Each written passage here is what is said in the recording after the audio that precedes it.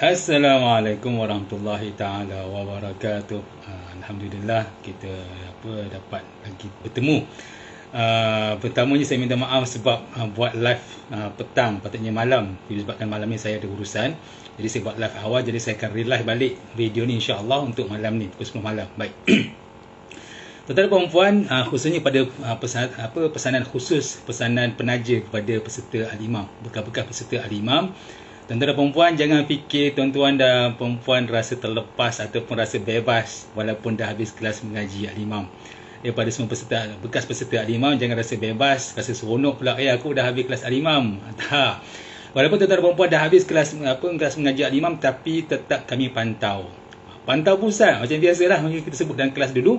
Bacaan Al-Fatihahnya, bacaan Tikekul, bacaan surah Al-A'la, surah At-Tin, bacaan doa lepas solat, bacaan doa kunut, bacaan dalam solat tu kita akan pantau. Bermaksud tuan-tuan masih boleh hantar voice note ataupun video rakaman bacaan doa lepas solat, Al-Fatihahnya, surah Al-A'la, surah At-Tin, ataupun potongan-potongan ayat Quran. Sebab kita nak pastikan seboleh mungkin insya-Allah semua bekas peserta Al-Imam ni masih baca dengan baik. Al-Qurannya dibaca dengan baik walaupun dah habis kelas mengaji Al-Imam. Kan, boleh PM saya. Ini percuma je. Kan, kenapa? Sebab kita nak mengaji sampai meninggal. Kan, sama ada saya meninggal dulu ataupun tuan-tuan meninggal dululah, mana satu. Kan, baik. Dan untuk yang di luar daripada Al-Imam, maknanya orang lain lah, orang awam biasa, tuan-tuan yang berminat nak bersama dengan Al-Imam tapi tak nak join pergi kelas, sekadar nak perdengarkan bacaan Al-Fatihah. Okey, boleh je. Kan, siapa yang nak dengar bacaan Al-Fatihah boleh, tak ada masalah. Kan, hantar voice note kepada 019 347 9290. Hantar voice note kepada 019 347 9290. Kan, boleh hantar baca doa kunut, bacaan lepas solat, doa lepas solat, kemudian baca dalam solat, boleh. Percuma, kami akan check, kami akan berbetulkan. Kan, baik. So untuk petang ni, biasa malam tapi petang ni sebab saya ada urusan malam ni. Jadi kita pergi kepada ayat yang ke-42, surah Baqarah ayat yang ke-42. Al-Shaitanir-Rajim. Wala talbisul haqqa bil batil wa taktumul haqqa wa antum ta'lamun. Baik. Wala talbisul haqqa. Apa maksud dia? Jangan sembunyikan, jangan diamkan, jangan cover kebenaran itu. Maksudnya jangan kita cover lah. Jangan kita tutup. Wa taktumul haqqa. Maknanya jangan kita percampurkan yang hak dengan yang batil. Yang ni khusus kepada orang Yahudi di Madinah. Ayat ni tu khusus kepada orang Yahudi di Madinah. Sebab orang Yahudi di Madinah, diorang ni tahu tu Nabi, diorang tahu sesama diorang cerita je. Buktinya orang Yahudi yang masuk Islam, diorang cerita balik. Sebenarnya orang Yahudi di Madinah semua tahu yang Nabi Muhammad SAW adalah Nabi yang diutuskan untuk semua bangsa termasuk Yahudi di akhir zaman. Yang disebut dalam Taurat, yang disebut dalam Injil. Diorang tahu. Tapi sebabkan diorang terkejut, rupanya bangsa ataupun Nabi itu bukan daripada bangsa Yahudi, tapi daripada bangsa Arab. Kan, baik. Macam kita hari ni lah. Contoh, dan tiba-tiba kita dipimpin oleh orang bukan Melayu. Walaupun kita Melayu tapi kita dipimpin oleh orang bukan Melayu lah, Bangla ke, Indonesia ke. Kita rasa macam mana? Kita rasa macam payah. Kan, kenapa? Sebab memang dah begitu watak kita. Semua bangsa begitu. Kalau Arab pun kalau dipimpin jadi Melayu, orang Melayu dia pun payah juga nak terima. Kan, payah. Kan? Baik. Kemudian apa maksud wala talbisul haqqa? Bermaksud jangan sembunyikan, kemudian jangan percampurkan. Setengah orang dia cakap benda-benda betul tapi dia campur. Kan, kau pergi semayang tak? Pergi. Kan, pergi semayang tapi tak semayang. Dia pergi semayang, pergi masjid tapi tak semayang. Ada juga macam tu. Betul dia pergi masjid tapi dia tak semayang. Itu dia cakap betul cuma separa betul. Kan, yang kita nak semuanya betul. Baik. Kemudian apa maksud lagi wala talbisul haqqa bil batil? Bermaksud jangan apa yang Yahudi tahu tentang Nabi Muhammad SAW dalam Taurat, dalam Injil, jangan diamkan, kena bagi tahu. Kenapa? Sebab kalau kita diamkan benda yang betul, apa yang akan jadi? Risiko. Katakanlah kita diamkan benda yang betul yang kita tahu dan kita diamkan. Risiko, contoh, kita tahu dekat depan tu ada ular, contoh. Dekat depan rumah kita ataupun dekat keliling rumah kita ada ular. Orang datang. Kan, kalau kita diamkan, kita kata, abang pergilah semak tu, tak ada masalah. Apa jadi? Dia akan kena patuk. Jadi mendiamkan benda yang betul menyebabkan orang lain akan berisiko. Sebab tu Allah beritahu pada orang Yahudi, jangan diamkan. Kalau kau dah tahu, beritahu je lah. Kan, baik. Dan apa maksudnya lagi?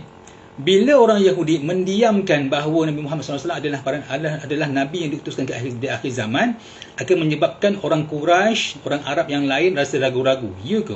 Kalau ahli kitab tak mengaku kau sebagai Nabi, kenapa pula kami nak mengaku? Begitu. Sebab tu Allah bagi amaran kepada orang Yahudi dan orang Kristian, tolong akui bahawa Nabi Muhammad SAW adalah Nabi yang diutus ataupun disebut dalam Taurat dan dalam Injil. Baik. Dan macam kita faham, al-ibrah bi'umumil lafaz la bi khususis sabab. Bermaksud setiap ayat, setiap hadis dia walaupun nampak khusus tapi dia adalah umum. Kan? Walaupun nampak khusus kepada Yahudi tapi dia adalah umum untuk kita juga. Baik. Antara sebab yang ataupun antara benda yang kita buat, antara sebab ayat ni boleh kita ambil sebagai panduan adalah kita pun banyak juga buat macam Yahudi lebih kurang je. Walaupun kita taklah mengaku ni kita murtad, na'udzubillah, tak mengaku ni kita Yahudi, tak mengaku ni kita Kristian, tapi ada benda-benda yang kita buat macam kita ni Yahudi.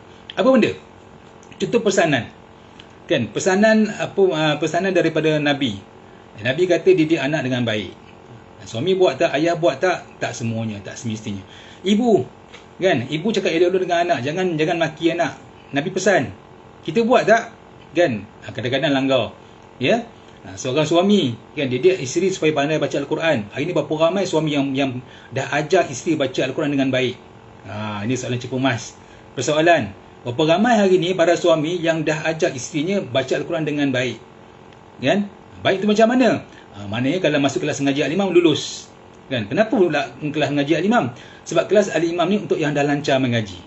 Orang awam yang dah lancar mengaji baru boleh mohon masuk kelas mengaji Al-Imam. Tapi tak lancar ustaz, kita akan minta dia mengajar belajar kat mana-mana, dah lancar baru masuk balik. Kenapa pula ada nak tiri pula? Kenapa mesti nak pilih kasih? Orang marah kadang-kadang. Betul, kadang-kadang orang marah Al-Imam. Kenapa Al-Imam pilih hanya yang dah lancar mengaji sahaja? Dia punya jawapan mudah. Kelas Al-Imam ni untuk orang awam yang nak menjadi imam keluarga. Dia dah dia ni nak jadi imam, suami ataupun ayah nak jadi imam pada keluarga dia, semara ataupun anak beranak dia. Kan? Jadi kalau jadi imam kenalah lancar mengaji. Kalau tak lancar macam mana nak jadi imam? Begitu. Habis ustaz saya tak lancar, pergi melancar dulu. Kat mana ustaz? Banyak masjid surah ada. Kelas-kelas mengaji luar tu banyak sangat yang kelas yang beginners ataupun yang basic. Kan? Belancarkanlah 3 bulan 4 bulan dah masuk balik. Sebab pengambilan kelas Al-Imam ni sentiasa berterusan. Dia tak ada setahun sekali tak ada. Dia setiap masa ada. Dan lagi sekarang ni dah kelas online, lagi mudah untuk kita mengajar atau belajar, insya-Allah. Baik. Seterusnya, apa lagi yang biasa kita abaikan adalah wasiat.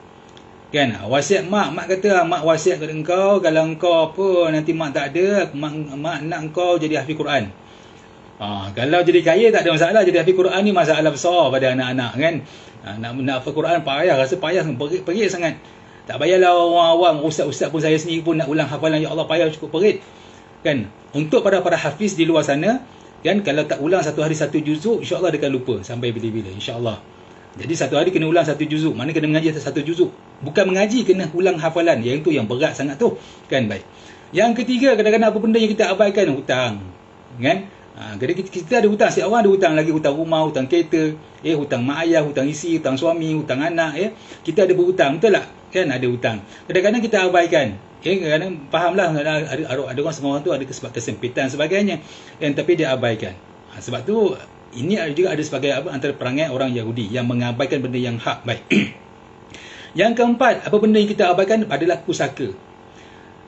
Sejak saya balik sekejap daripada Mesir ke Jordan, balik daripada Mesir ke Malaysia tahun 96. Tahun 96 masa tu saya jumpa ke Jais, Jais kata dekat Malaysia ada 30 bilion harta pusaka yang telah dibekukan.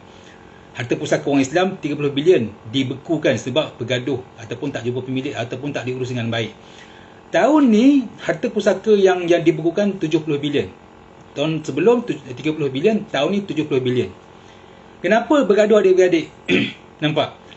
Sepatutnya kalau benda tu hak, benda tu betul, patutnya dibagi-bagi dengan baik. Dan sebenarnya balik daripada kubur, kan, kebumikan jenazah tu terus dibahagikan pusaka. Jangan tunggu-tunggu lagi. Sebab tu perlu buat hibah. Sebab tu ada kawan-kawan saya minta daripada Zurih Takaful minta saya jadi jurucakap sebagai sebagai penerangan pentingnya buat hibah. Yelah nak tukar nama kereta pun duit juga. Walaupun 150, 300 duit juga tu. Masa sebagainya. Buat hibah. 100,000, 200,000 supaya nanti kalau berlaku kematian tak perlu kita urus. Kita hanya perlukan minta takaful uruskan, kita duduk di rumah aja, bagi dokumen dia orang uruskan semua. Bahkan kalau siapa yang buat hibah dengan baik, dokumen tak perlu lagi. Bagi surat mati je. Lain semua dia uruskan, kita duduk bersandar kat rumah, selesai. Kan? Jadi siapa yang masih hidup, tolong uruskan hibah dengan baik. Kan? Baik. Yang kelima, apa benda yang kita abaikan kadang-kadang, apa yang Yahudi buat sama je perangai kita, na'udzubillah. Apa benda?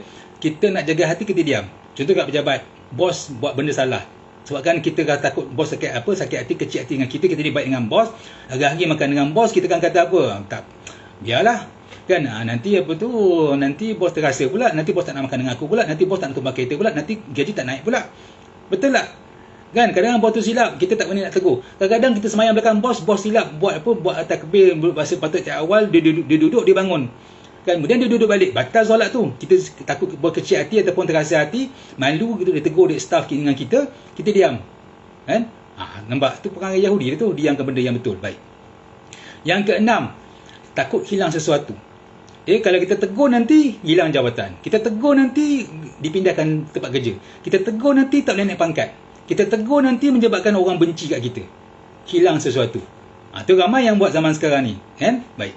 Kemudian yang ketujuh, apa yang biasa orang buat adalah takut hilang pengaruh. Kan? Bila benda tu betul, kita macam Pon Odori, perayaan Jepun ke apa baru ni. Kan? Haram kita pergi sebab dia ada perayaan agama. Dia ada pengisian agama dalam tu. Dalam Islam, apa sahaja adat ataupun perayaan orang yang bukan Islam yang ada kena mengena dengan agama, haram kita pergi. Kan? Kalau sekadar adat tak ada masalah. Tapi kalau dia ada perayaan agama dan JAKI pun dah keluarkan surat berkeliling, tak boleh pergi, jangan pergilah. Tapi ada yang berkeras nak pergi juga. Yang ni jangan. Setengah orang bila bos dia berkeras, dia diam. Kenapa? Dia takut hilang pengaruh, takut hilang nama. Dia takut hilang kepercayaan daripada bos. Ataupun bos tu sebabkan mungkinlah bos ni dia Islam, pekerja dia ramai bukan Islam. Kalau dia kata jangan pergi, menyebabkan pekerja tak Islam pergi, tak apalah. Tapi kalau dia kata keliling siapa orang Islam dalam company yang saya, jangan pergi. Kalau pergi nanti takut-takut kalau buat pusat keliling menyebabkan orang bukan Islam tak suka pada dia. Dia pun diam. Menyebabkan dia staff yang Islam pun pergi. Yang ni berdosa. Perangai sama macam Yahudi. Baik. Kemudian yang terakhir, yang ke-8, apa benda? Contoh, katakanlah kita zaman sekarang ni kan kita tahu semua orang menghadapi masalah kewangan. Katakanlah kita tahu sesuatu cara nak bisnes ataupun cara hidup dengan mudah boleh menyebabkan ramai orang Islam selamat daripada hutang, selamat daripada bencana, daripada kebuluran, selamat daripada kemiskinan. Tapi sebabkan kita fikir kalau aku cerita benda ni dan benda ni tak ada copyright, aku akan hilang hak rekod cipta atau sebagainya, kan? Aku diam. Bila dia diam, menyebabkan orang lain semua terkesan.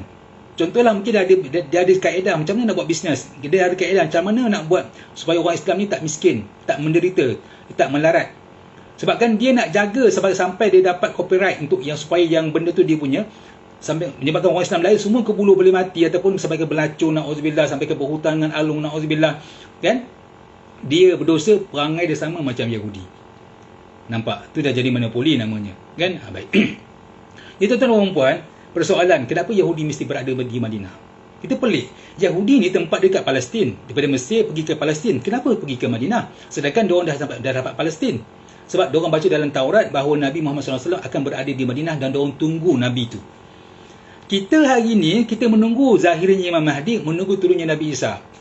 Dan ramai kalangan kita rasa confident kalau turun Nabi Isa, zahir Imam Mahdi, aku akan pergi berjuang. Ya ke? Persoalan. Ya ke? Kan? Jawapannya mudah aja. Semalam kita dah bincang bab signal. Bagi signal pun payah nak bagi. Kalau signal signal kereta pun payah nak bagi, nak pergi berjuang dengan Imam Mahdi dekat Mekah dan Madinah. Kan? Boleh katakan kes salam lah kot. Kalau katakan nak masuk masjid pun susah nak susun slipper. Traffic light pun langgar lampu merahnya. Kan? Dengan isteri pun berkasar, dengan suami pun tak hormat, dengan anak pun tak kerti nak didik dengan baik. Agak-agak nak ikut Imam Mahdi ke? Itu persoalan dia. Jadi jangan kata Yahudi ni teruk lah, dah sampai Madinah masih tak ikut Nabi. Tak, kita pun mungkin na'udzubillah ikut zahir Imam Mahdi, turun Nabi Isa, kita pula yang tak ikut dia. Kan? Macam hari ni yang kata masa PKP tu kan. Arahan kerajaan duduk rumah masing-masing, jangan keluar. Berapa ramai yang keluar mencuri-curi. Kan? Itu arahan pemimpin, wajib ikut untuk elakkan wabak. Kan? Ustaz tu pemimpin bukan Nabi. Tak, Nabi suruh taat pemimpin.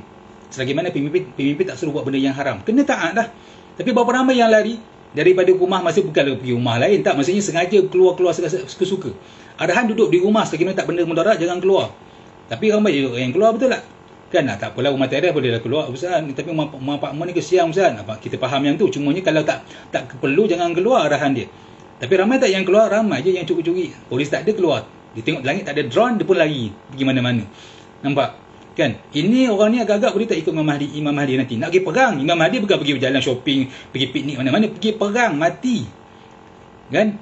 Jadi jangan fikir, Yahudi ni rugilah dia sampai Madinah tak ikut Nabi. Kita takut-takut na'udzubillah bila memang Imam Mahdi zahir nanti turunnya Nabi Isa, kita diminta bai'ah oleh Rasulullah SAW, walau hawa ala thalj, kata Rasulullah SAW, engkau mesti berbai'ah pada Imam Mahdi walaupun berangkat atas salji. Kena pergi. Yang lelaki lah, yang perempuan tak apa. Yang lelaki pergi nak pergi perang, dah lah pergi separuh mati. Hari ni nak pergi umrah, pergi haji pun pening-pening, betul tak? Siapa sanggup pergi umrah setiap tahun? Yang tak sanggup. Pergi haji tak tahun lagi tak sanggup. Kan? Yang tempoh haji pun kumpul macam nak agak, ini kan pula nak pergi setiap tahun haji. Dengan swasta lagi lah mahal. Tapi nak pergi dengan Imam Mahdi, nak turun, nak tinggalkan anak, tinggalkan isteri, tinggalkan ayah sebagainya, pergi untuk mati. Tak ramai yang pergi. Kan? Sebab tu jangan fikir, Yahudi ni teruk. Tak, kita pun mungkin na'udzubillah akan jadi benda yang sama. Baik. Sebab itulah tuan-tuan dan puan, Nabi pesan hafal surah Al-Kahfi. Ustaz, 110 ayat tu Ustaz. Tak, hafal 10 ayat je.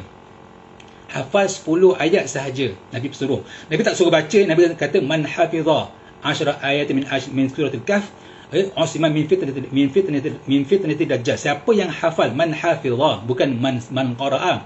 Nabi kata man hafizah 10 ayat min surah Al-Kahf usman min fitnati dajjal. Siapa yang hafal 10 ayat daripada surah Kahfi, selamat daripada fitnah dajjal. Bukan baca ya, hafal. So, jadi ajak anak-anak, ajak isteri hafal surah Kahfi. Kan? Ustaz, jenuh lah Ustaz, tak hafal satu ayat satu hari. Satu ayat 2 hari, 3 hari, tak boleh ke? Kita boleh hafal nombor telefon isi masing-masing, tak ada masalah pun. Kan? Nombor telefon kita hafal, nombor isteri kita pun kita hafal, nombor anak pun kadang kita hafal. Betul tak? Nombor rumah kita hafal, nombor kereta kita hafal. Kan? Nombor akaun bank kita hafal. Takkan surah Kahfi yang digunakan untuk seumur hidup tak boleh hafal. Nampak? Kan? Baik.